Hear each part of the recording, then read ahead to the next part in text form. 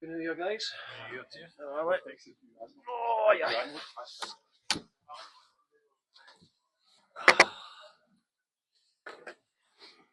Another game and another late goal. Jim's becoming a bit of a habit.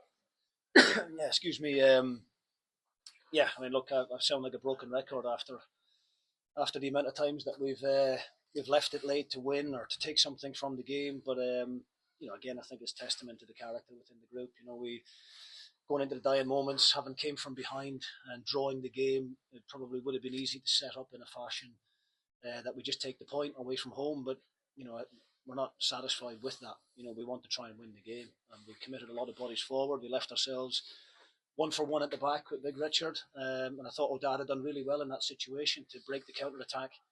And then Kevin Holt was brilliant in the wide area to put a ball across the face for Sam Dalby, who's more often than not this season been in the right place at the right time to go and tuck that one away into the bottom corner, and just a brilliant way to win it again. Similar to the Aberdeen game. We speak about last minute winners. The supporters love it, and we as players and staff certainly enjoy the moment as well.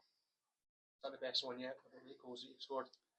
I think so, yeah. Given the significance of the game and how much it means to the supporters and to the group, I think there's no better feeling really.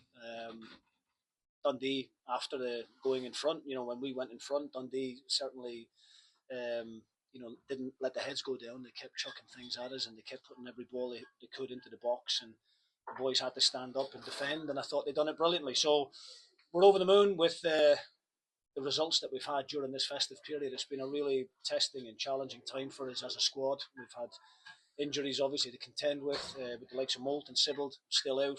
Babunski unfortunately had an illness overnight, and we had one or two other members of the squad as well who weren't feeling 100% during the game, but just managed to dig deep and find a way to win the game. And not only are you playing your rivals today, if results have gone your way, which they did, and if you win today, you go third.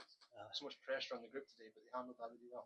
Yeah, I mean, we don't really put them under pressure. We, obviously spoke about it before the game, and it's another added incentive and a bit of motivation for them. But we were sitting third on the table just now, above Aberdeen on goal difference. If you'd told me that 10 weeks ago, I wouldn't have believed you, given how far out in front they were.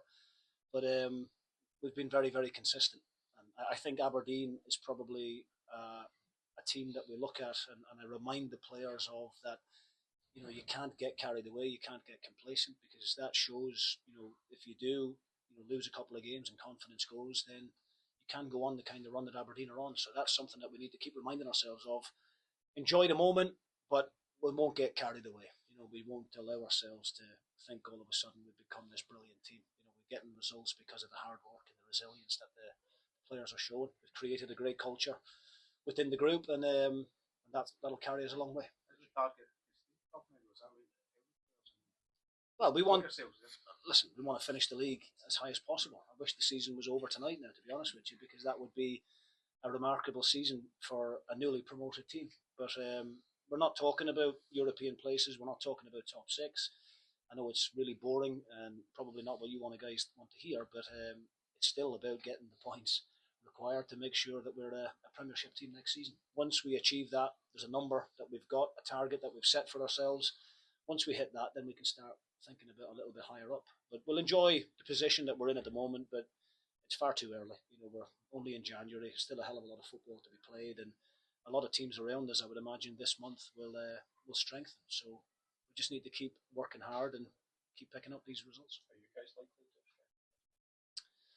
to? Yeah, I mean, look, we've got a certain area in the pitch that I think we need to strengthen. I think at the moment we've got 4 strikers at the club that are all very similar. Starting Molt, Van der Sand and Dalby.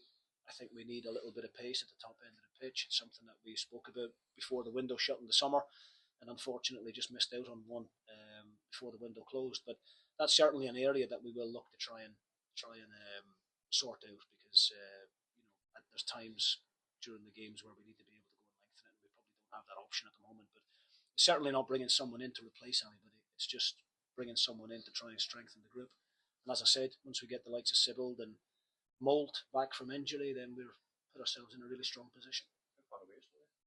Louis, probably a couple of weeks, and then Craig Sibbald, probably another 3, possibly 4. weeks. But those Craig Sibbald in particular will be like having a new player back because he's been out for such a long period of time.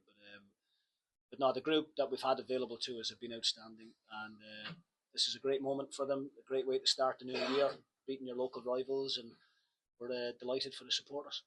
That's something about Chukwueze as well. He's been kind of an unsung hero, but really got his moment today. I feel like that's been kind of merited with the impact he's made. Well, listen, Vichko's one of our most important players, and he's kind of went under the radar a lot all season because the likes of Dalby and Ferry and one or two others have been getting the headlines. But he knows how important he is to me, and hence why he's never out of the starting 11. He can play a number of positions, but he's really made that midfield position of his own.